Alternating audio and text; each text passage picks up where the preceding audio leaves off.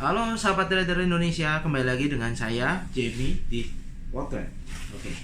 Hari ini kita akan membahas tentang yang lagi rame di beberapa YouTube yang saya tahu ini satu-satunya skema Ponzi yang mungkin bahkan salah satu ownernya mengakuin hal itu, dan itu makanya menjadi heboh. Belum pernah ada sih money game atau skema Ponzi yang akhirnya istilahnya ownernya itu ngaku itu loh, kita ini gali lubang tutup lubang, kita ini itu. Saya ada punya beberapa catatan yang menarik juga, nanti mungkin saya akan share sedikit rekaman suara meeting mereka yang cukup menarik harusnya. Jadi ini tentang misalnya nih, mungkin Anda sudah mulai tahu ya, ini tentang skema robot yang menggunakan nama Viral Blast. Jadi di skema ini mereka ada yang dapat asuransi tradingnya dan lain sebagainya. Padahal menurut saya namanya trading kalau ada asuransinya itu justru aneh gitu loh. Tapi ya itu adalah sistem marketing ya menurut saya, cara jualannya lah. Di sini bahkan ada dana masuk yang mengatasnamakan usaha yang lain, misalnya contoh kalau saya salah ya, itu ada My Royal Queen, ada Millionaire Prime, ada JKS atau CKS. Nah, itu ada rekaman suaranya loh. Itu di menit 23 nih. Saya akan coba tampilkan ya. Mestinya menarik banget. Nah, ini nih. Jadi mungkin semoga bisa benar. Nah, ini di menit 22. Dulu. Jadi you suntik bagian lu ke VB aja dulu gitu kan maksudnya. Boleh. Ya kita berempat dong, jangan saya dong. Betul. Ya kita berempat. Nah, contohnya gini. Tadi Pak Putra ada bilang bahwa permodalannya dari Viral Blast, benar kan? Nah, permodalannya dari Viral Blast ya. Yang lain kan sekarang sudah jalan. Pertama mesti balikin dulu modalnya. Permodalan udah semua dari Viral Blast semua. Iya, yang balik siapa? Udah belum? Yang sudah cicil ini My Royal Queen. Masih kurang kan? Masih kurang karena My Royal Queen ya. 2,2 bukan mengada-ngada. sekian itu sudah dilampirkan sama Marlan. Sisanya berapa? Pertama bayar 400 itu 2 minggu yang lalu kalau nggak salah. Terus kemarin malam tadi pagi bayar 500, jadi masih 900.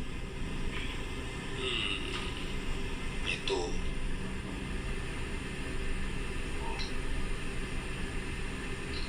500 tadi pun juga untuk ketahanan juga langsung di ini. Tadi ada bayar ya? Apa? Oh, baru bayar kemarin, belum lunas dong berarti dari Belum. Ya saya rasa kalau menurut saya ya, ini kalau saya sumbang usul ya, pertama itu modal-modal yang dikeluarin nama Viral Blast, ibarat kata sekarang Viral Blast butuh, ya dikembalikan dulu ke Viral Blast. Ini kalau menurut saya. Jadi mungkin dihitung aja My Royal Queen kewajiban berapa,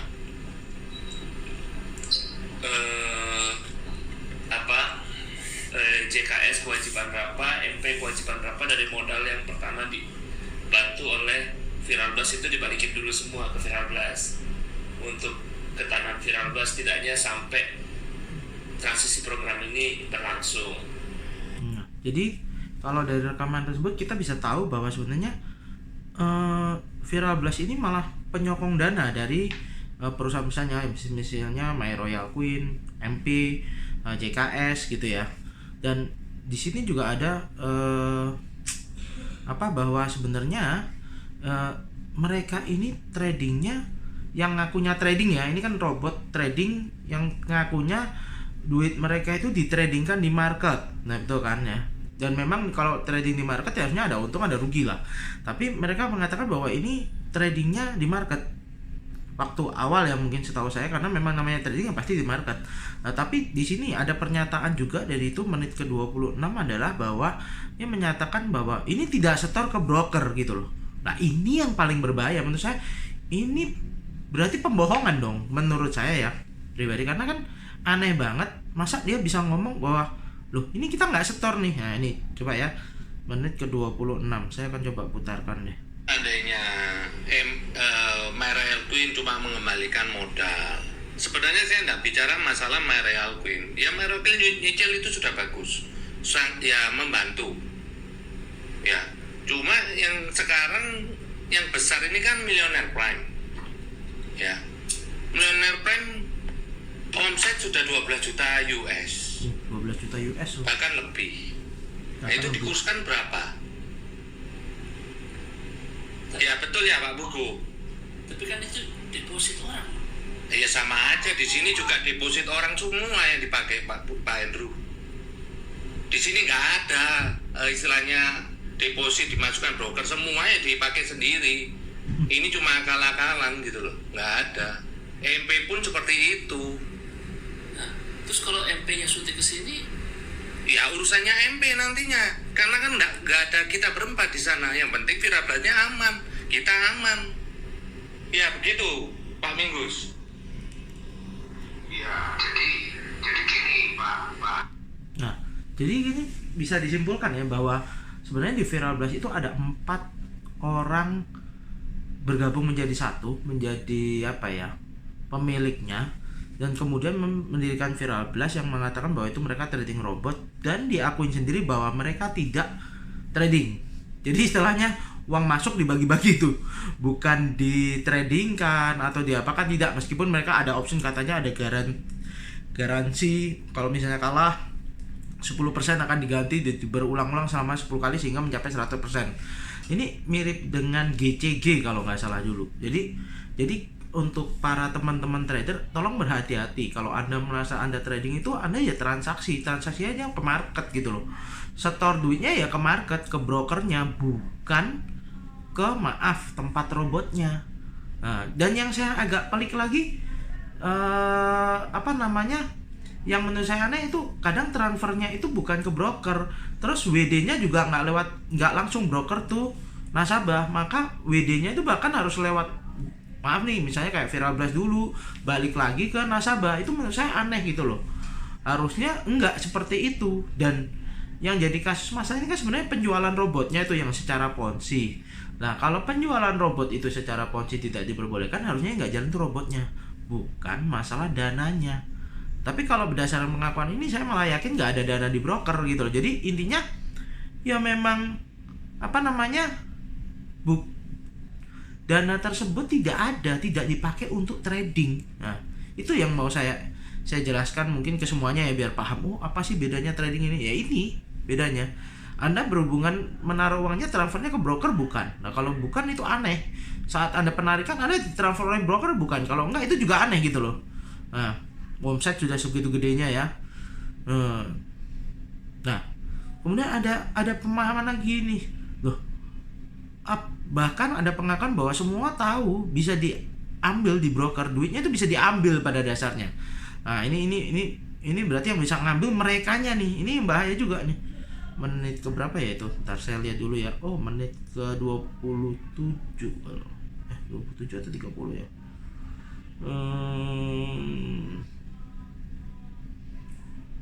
Menit ke 32. Saya sebentar dari menit 31 deh. Ini ada pengakuan dari rapatnya mereka ya. Ini masih video pertama. Kita ada 2 rekaman yang nanti kita akan bahas menjadi 2 sesi video. Haknya Christine dan haknya Christine. Haknya Virablas diambil sama Virablas. Bagaimana membagi depositnya? Ya semua tahu lah Pak. Semua tahu, yang di sini juga tahu, Pak Minggu juga tahu, Pak Buku juga tahu, broker pun juga istilahnya Pak Yuda pun juga tahu. Jadi semua itu bisa diambil seketika. Tergantung siapa. Antara kedua belah pihak sepakat, contoh diambil 1 juta, Christine dapat 1 juta, kita dapat 1 juta. Kalau omset 12 juta, Christine 6 juta, kita 6 juta. Tapi kalau kita mau sepakat ngambil jumlah tertentu, Christine juga mesti dapat separuhnya dong. Ya memang kesepakatannya. Kita nggak bisa nggak kasih dia dong ya. Iya, haknya dia kok. Haknya Christine kok. Kita Saya nggak berbicara haknya orang lain, tapi hak kita. Seperti itu. Oke, kalau gitu Pak Pugu pertama yang harus rundingan dulu dengan Christine. Nah, jadi di sini ini rekaman sebenarnya mungkin kejadiannya setelah sebelum mungkin maksud saya sebelum ini masih waktu meeting nih, mereka berempat dari owner itu, dan kebetulan ada Pak Andrew sebagai ketua umum ya kalau nggak salah P2I itu menjembatani nih sebagai mediatornya mungkin ya. Itu mereka masih ada gontok-gontokan tapi nggak terlalu gede nih. Jadi istilahnya mereka ini berbicara untuk how to save supaya Viral Blast-nya nggak scam. Padahal dari cara mereka melakukan penjualannya ini pasti scam, karena ini pasti ponzi, tutup lubang gali lubang. Bahkan di awal cerita dia berkata bahwa Viral Blast ini sudah Senin Kamis. Senin Kamis saya bingung ya, Senin sampai Kamis, cuma Sabtu mereka tidak bertahan ataukah Senin dan Kamis aja bertahannya kayak puasa, jadi puasa Senin Kamis gitu. Jadi tapi kalau menurut saya sendiri mungkin Senin Kamis ya Senin dan Kamis udah nafasnya seperti itu yang agak susah sekali gitu loh. Kenapa ini terjadi? Karena salah satunya mereka tidak ditradingkan, dan yang kedua karena trading juga bisa rugi ya. Yang kedua adalah mereka melakukan dengan sistem ponzi, mereka membayar orang yang sebelumnya dengan member baru. Nah, kalau member barunya berkurang banyak, otomatis yang terjadi apa? Ya nggak bisa bayar, gitu loh. Nah, yang jadi masalah kemarin tuh sampai munculkan Pak siapa itu Putra itu akhirnya memberanikan diri memuncul dengan mengakui bahwa ini adalah ponzi dan lain sebagainya. Itu kemungkinan setelah mereka coba melakukan, karena itu 14 Februari ini planningnya mereka akan jalankan. Waktu kemarin itu tanggal 1 Februari udah jalankan, itu nggak menemukan solusi menurut saya, sehingga akhirnya dari 4 owner ini salah satunya karena memang 3 ini adalah orang multi level lah, atau orang jaringan, jangan Pak Putranya bukan, maka dia seakan kayak merasa dirinya ditinggal sendirian. Mungkin Anda bisa lihat videonya, banyak sekali klarifikasi lah, itu bisa banyak kok, di situ ada banyak video Anda bisa lihat sendiri. Itu bahwa Pak Putranya ini merasa, loh saya ini kok ditinggalin sendirian gitu loh. Sehingga akhirnya dia membuka semua yang beneran terjadi gitu loh. Tapi kalau memang yang terjadi seperti itu ya pasti tidak terbayar menurut saya, karena dengan tidak ada member baru tidak bisa membayar member yang lama, dan pertumbuhan member baru itu harus tinggi saudara. Kalau tidak, maka otomatis karena perputarannya sudah terlalu gede, maka dia tidak akan bisa membayar member lamanya dia. Kalau tidak bisa membayar, maka trustnya berubah. Dan yang lebih parah lagi sebenarnya bukan masalah itu, mereka bisa melakukan maaf. Ada istilah-istilah saya dulu seperti ini, kalah trading, bisa dikalahkan terus nggak? Panik, tidak dapat profit, itu sudah ada juga. Nah ini kita lanjutkan ya, mendengarkan. Ini benar-benar pengakuan yang luar biasa mas. Boleh, silakan, mau nggak mau. Berapa gitu. Karena gini Pak Andrew, mau nggak mau, ini demi menyelamatkan kita. Karena apa? Di sini nama kita muncul. Kalau ini nggak selamat ya bahaya juga di kita. Oke. Nah,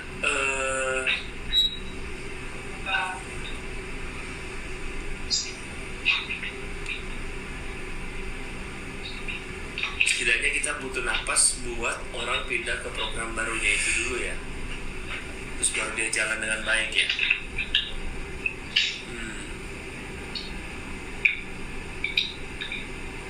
Dan di Millionaire Prime itu juga programnya juga nggak seperti Viral Blast.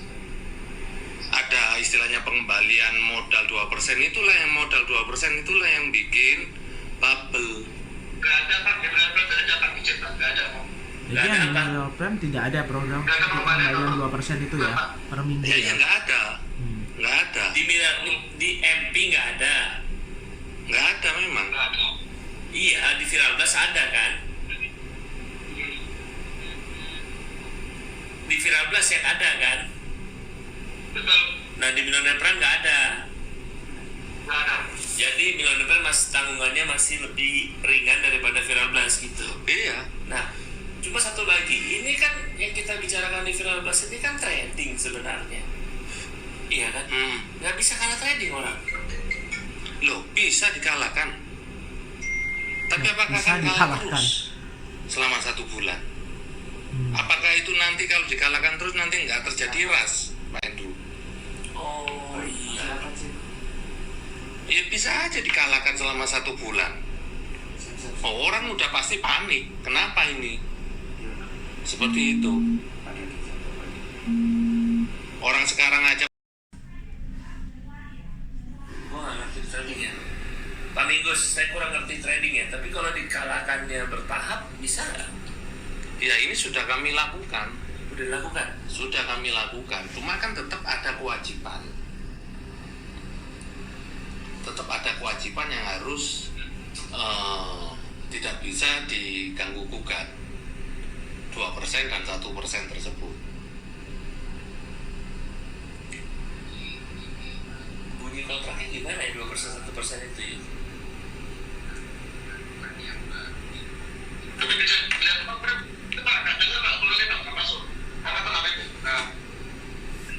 Pak Minggus suaranya nggak kedengeran Pak Minggus.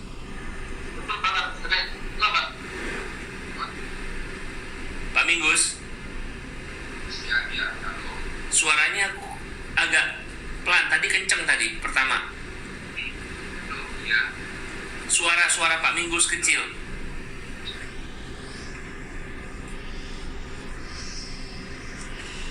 Pak Minggus. Iya tapi kecil. Bisa digedein nggak suaranya? Pak Minggus jangan pakai headset.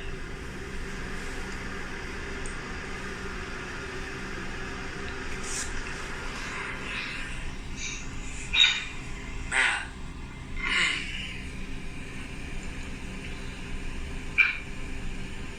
Gimana Pak Minggus?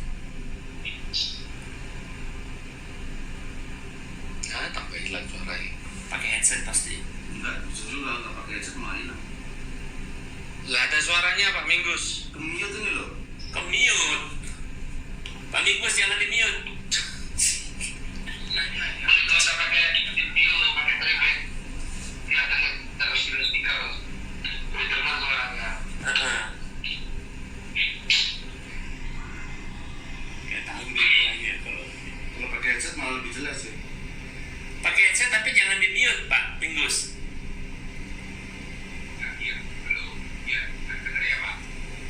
Ya tapi kurang kenceng Pak suaranya. Kurang kencang. HP-nya di fullin Pak, volumenya. Volume HP-nya dinaikin volume HP.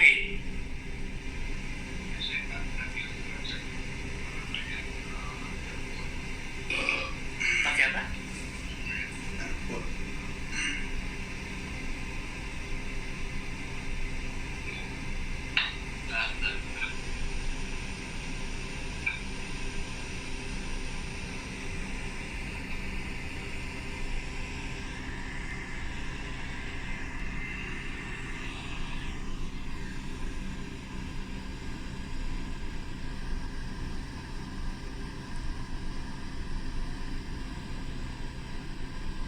Harus pinjam lagi dana untuk supaya dia bisa robotnya bisa jalan lagi. Oh itu bisa dilakukan. Bisa, Jadi harus terpaksa kita bikin dia dicek lagi. bisa. Cuma kan butuh waktu dan lama. Nah itu transisi ini kita memang jadi butuh istilahnya gini loh, untuk menimbulkan trust ke nasabah yang tadinya bisa instan, sekarang ini udah ketarik di hari ketiga. Nah, itu yang membuat percaya ini menurun. Nah, kemarin kita sudah buat Zoom intake, kita program baru sangat menarik, tetapi kan kewajiban ini kan harus ditopang dulu oleh kreditor yang kita ini tidak was-was gitu loh. Jadi di sini ditunjukkan bahwa ternyata seperti itu, apa namanya, bisa dirugikan, bisa di-MC-kan. Makanya kan banyak banget dulu kayak Mia dan lain sebagainya yang money game tuh ya udah tinggal di MC-in aja, lu nggak bisa apa-apa gitu loh. Ya contohnya kayak Sunton itu kan lucu banget tuh, orang berpikir bahwa orang itu bisa memprediksi pergerakan harga. Misalnya Anda trading 3 menit di jam sekian. Nah, padahal kita sendiri kalau kita yang trader, kita trading di Forex Factory NFP sekalipun itu belum tentu harganya bergerak loh di jam segitu. Tetap bisa bergerak volatil sekali, bahkan bisa harga itu PP dari naik balik ke low dan sebagainya. Jadi harusnya benar-benar sesuatu yang fluktuatif gitu loh. Itu yang jadi masalah gitu loh. Trading bisa recovery 100% jaminannya mereka. Jadi setiap 10% mereka akan ganti, 10% dikeluarin, terus nanti mereka trading lagi, dan mereka mengharapkan bisa melakukan kesalahan 10 kali berturut-turut. Akhirnya di 100% itu agak susah dan agak konyol menurut saya. Nah, ini ada juga kewajiban dinilai tunai untuk 4% itu sudah sekitar hampir 40M, belum lagi dengan program baru mereka butuh kurang lebih dana hampir 100M, saudara-saudara. Jadi kita bisa tahu bahwa ini gede banget gitu loh. Itu ada di menit ke-41 nih kewajibannya mereka. Yang baru terus kita genjot dengan roadshow dan sebagainya. Sebulan dia bisa recovery itu sudah growing up lagi, udah jauh lebih tinggi lagi.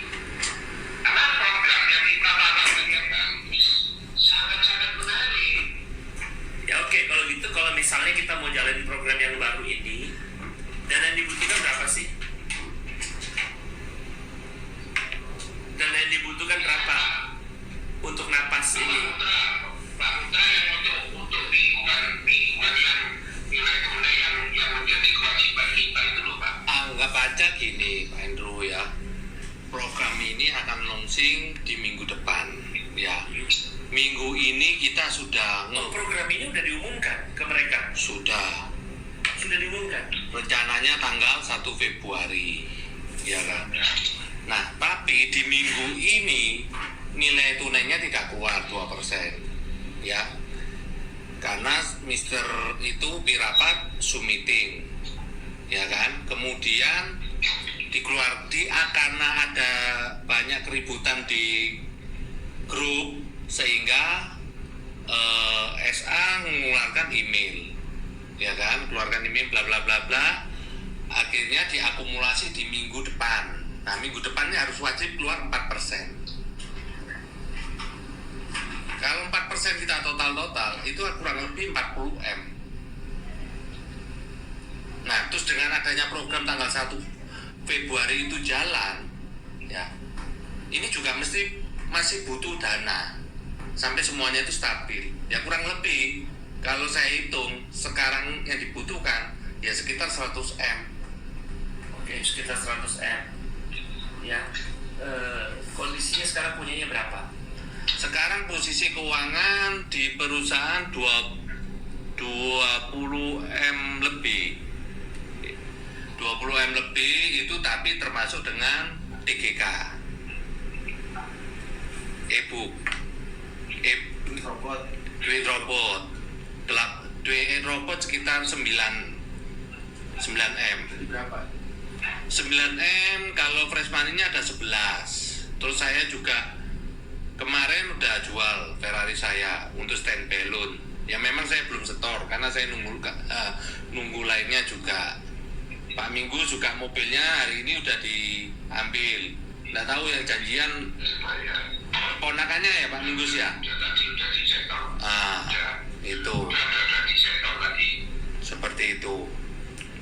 Coba aja dihitung totalnya ada berapa. Ya, coba kita hitung Anda. Misalnya Coba mobilku sama mobilnya buku kemarin laku 4,2 dipotong sama knampor sama pajak mati, berarti bersih 4M, berarti ada 8M. Pak Minggu laku berapa? Pak Minggu laku 4. 4, berarti 4, 12. mobilmu laku berapa? Mobilmu 6,5. Iya, mobilku laku 6,5. mobilmu 8, 6,5, 4,5. Oke. Terus 6,5. Berapa 8 sama 6,5? 14,5. Oke. Terus tambah 28. Tambah 28. Kok tambah 28? 8 tambah 4 tambah 6,5 tambah 22. 22. Tapi termasuk TGK loh. Kan nggak bisa dari rekening ditarik. TGK loh. Nggak bisa loh. Jadi kalau berdasarkan ini ya memang kondisi keuangannya udah parah banget. Jadi hampir susah untuk bisa berputar. Dana cashnya cuma 20, itu pun termasuk dana robot, sedangkan mereka harus membayar 4%-nya itu kurang lebih di 40M. Nah ini ya perbandingannya. Nah jadi menurut saya ya benar-benar kondisinya memang gali lubang tutup lubang nih. Nah, posisi keuangan tinggal 20M fresh money ya toh. Dan akhirnya mereka berpikir apakah perlu menarik dari modal-modal yang contohnya MP, kemudian My Royal Queen dan lain sebagainya. Nah, itu yang menurut saya akhirnya muncul video si Pak Putra ini. Jadi akhirnya dia muncul dan mengakui bahwa memang sudah tidak ada jalan keluar. Jadi mereka mengakui bahwa ini adalah ponzi, ini adalah money game, dan memang sudah tidak ada dana. Dan harusnya tinggal bagaimana dari mungkin waktu itu dia menyebutkan ketiga rekannya untuk berbesar hati bagaimana nih ngeluarin duitnya. Nah, tapi menurut saya juga memang karena uang ini sudah tidak ada Bapak Ibu, jadi menurut saya akan susah sekali dia bisa memenuhi kewajibannya. Nah, jadi kalau menurut saya pribadi yang perlu kita perhatikan, satu, pastikan dulu bahwa Anda berinvestasi itu di broker yang tepat. Maksudnya apakah caranya benar. Yang kedua, ada nggak sih trading robot itu? Ada Bapak Ibu, Bu. Tapi trading robot yang saya tahu ada ya, Anda tinggal beli robotnya, Anda dapat softwarenya. Softwarenya ini diperbolehkan digunakan di semua broker yang mengizinkan. Jadi ada beberapa broker saya tahu memang dia tidak mau pakai robot, ada Bapak Ibu. Tapi pokoknya ke tempat lain bisa, itu harusnya sudah lumayan aman. Pengertiannya benar-benar kita beli softwarenya, dapat softwarenya dan bisa kita pakai gitu loh. Masalah untung dan ruginya tidak ada satupun robot yang menjamin pasti untung. Jadi kalau ada istilahnya orang bisa ngasih Anda pasti untung, itu bullshit lah, itu bohong pasti. Nah, kemudian ada lagi yang malah kemarin robot ini kan seru sekali nih, 1 hari 1%.